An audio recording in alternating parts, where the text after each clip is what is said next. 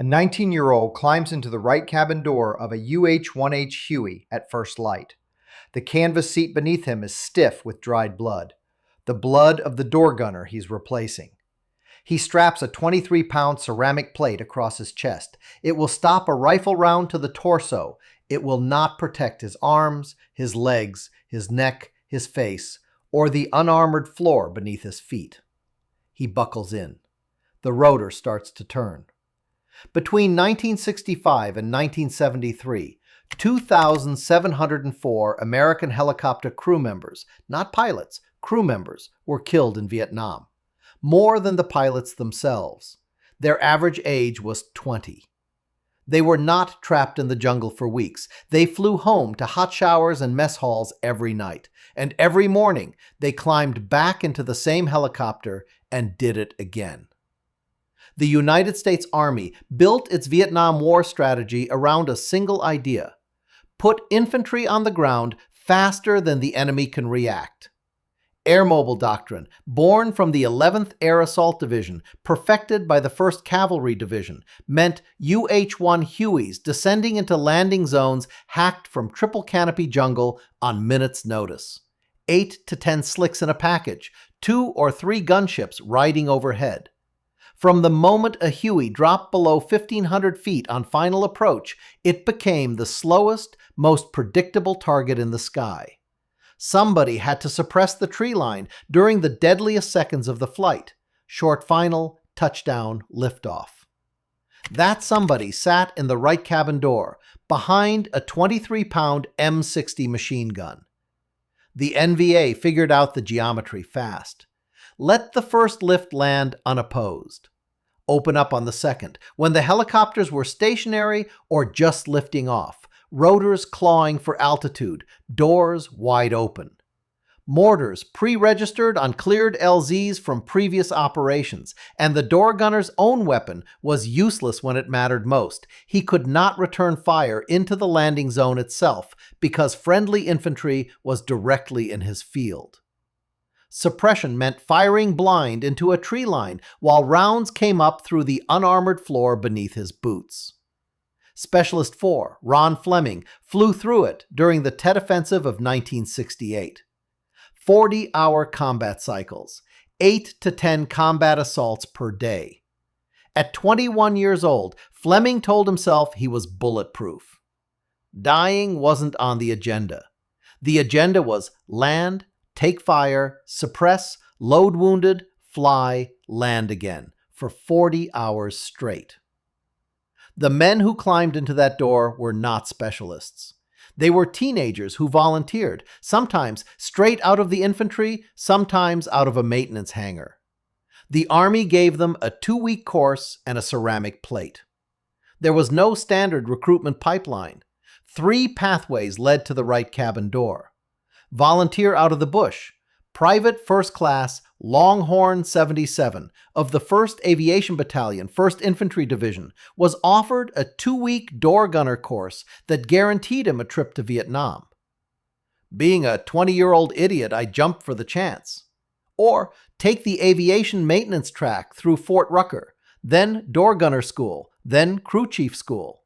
Or get pulled from whatever MOS the Army had you in because a helicopter needed a body on the gun. Typical rank, E3 to E5. Typical age, 18 to 22. The door gunner was almost always the most junior man aboard. His weapon was the M60D on the M23 armament subsystem. 7.62 by 51 millimeter. 550 to 650 rounds per minute, mounted on a pintle post with mechanical cam stops that prevented him from shooting his own rotor blades or tail boom. No optical sight. A ring and bead was all he got. Aiming method? Walk tracer rounds onto the muzzle flashes in the tree line and hope you were hitting something you could not see. The authorized ammunition box held 550 rounds. Every line aircraft in Vietnam was field modified to carry 2,000. At cyclic rate, that 2,000 round can was empty in 3 to 4 minutes. And then there was the chicken plate. Monolithic aluminum oxide ceramic over ballistic nylon. 17 to 25 pounds strapped across the chest and back. tested to defeat 30 caliber armor piercing at 100 yards. Pilots sat in armored seats and wore a front plate only. Door gunners got front and back plates because they had no armored seat. The ceramic protected the torso. It did not protect arms, legs, neck, face, or groin, and the floor of early UH-1s was unarmored sheet aluminum. Rounds came up through the deck. Gunners stowed a spare chicken plate under the seat and hoped. On June 5, 1966, a captain in the 114th Aviation Company would crash land his Huey with his door gunner trapped in the wreckage, and what he did next would not be officially recognized for almost 60 years. That story is coming. But first, you need to understand what a door gunner's day actually looked like. It looked like LZ X-ray, Ia Drang Valley. November 14, 1965. Major Bruce P. Crandall, call sign Ancient Serpent 6, commanding A Company, 229th Assault Helicopter Battalion, 1st Cavalry Division. A 16-ship lift carrying Lieutenant Colonel Hal Moore's 1st Battalion, 7th Cavalry into a clearing in the Ia Drang. The first 4 lifts went in clean. By the 5th, the NVA had ranged the clearing with mortars and heavy machine guns. 3 soldiers were killed on Crandall's ship before they could dismount. The door gunners on that aircraft fired suppressive bursts into a tree line they could not see through, while bleeding infantrymen fell across the cargo deck behind them. Medevac pilots refused to land. Policy required the LZ to be green, no fire, for 5 minutes before a dust-off bird would commit. The LZ had not been green for 5 seconds. Crandall flew back anyway. Captain Ed Too Tall Freeman flew with him. 22 trips over 16 continuous hours. Ammunition and water in. Wounded out. 70 men carried to survival on aircraft whose cabin floors were ankle-deep in blood by sundown. The smell was JP-4 jet fuel, cordite from the M60, and copper iron blood baking on aluminum in the equatorial heat. The Huey's 2 per rev vibration shook the liquid across the cargo deck in patterns the crew chief would hose out before the next sortie. The pilots are named in history. Crandall received the Medal of Honor. Freeman received the Medal of Honor.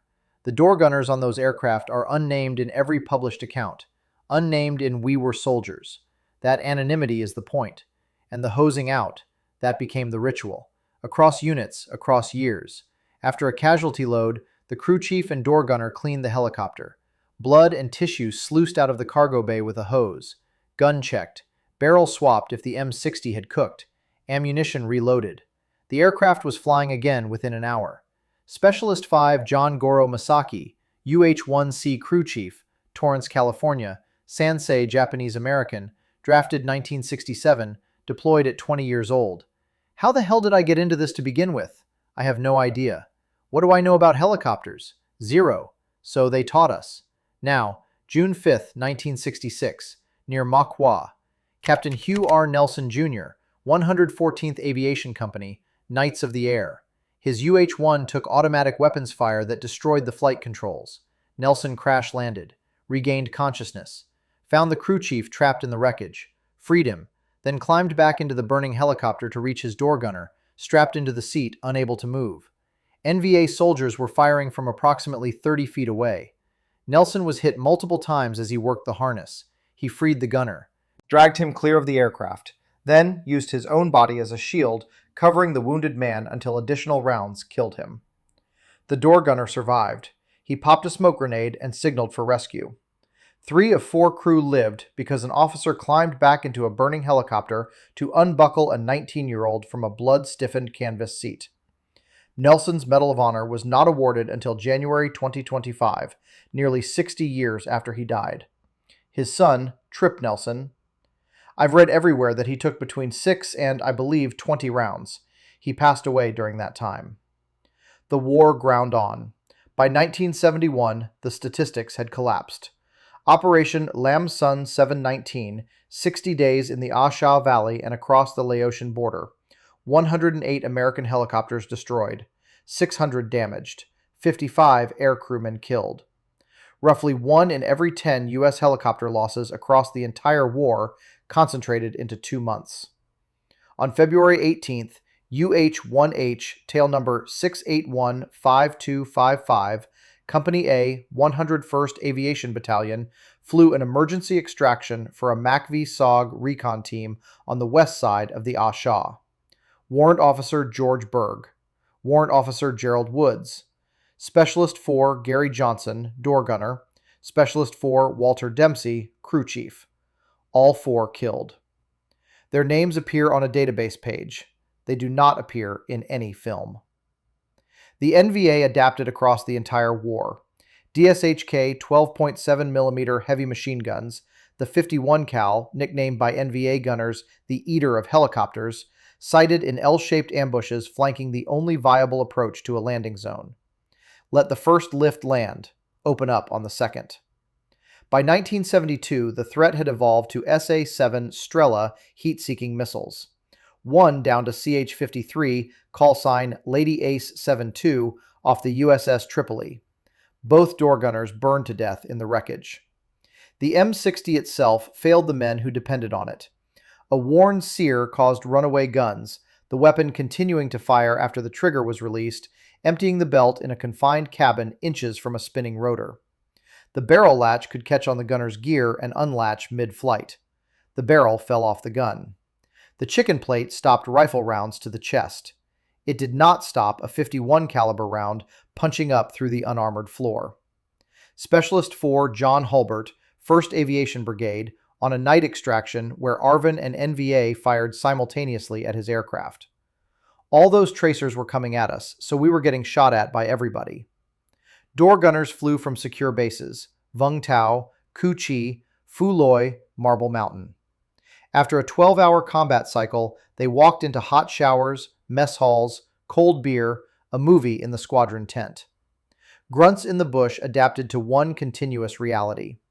Door gunners ricocheted between 2 realities every single day. Multiple memoirs describe that daily whiplash as more psychologically destabilizing than weeks of continuous contact. Specialist 4 Ron Fleming, the same man who flew 40-hour cycles during Tet, the same man who told himself dying was not on the agenda, was diagnosed with PTSD decades after Vietnam. Doctors at the San Francisco VA offered him medication. He refused. The pills might dull the emotional connection he feels to his wartime past.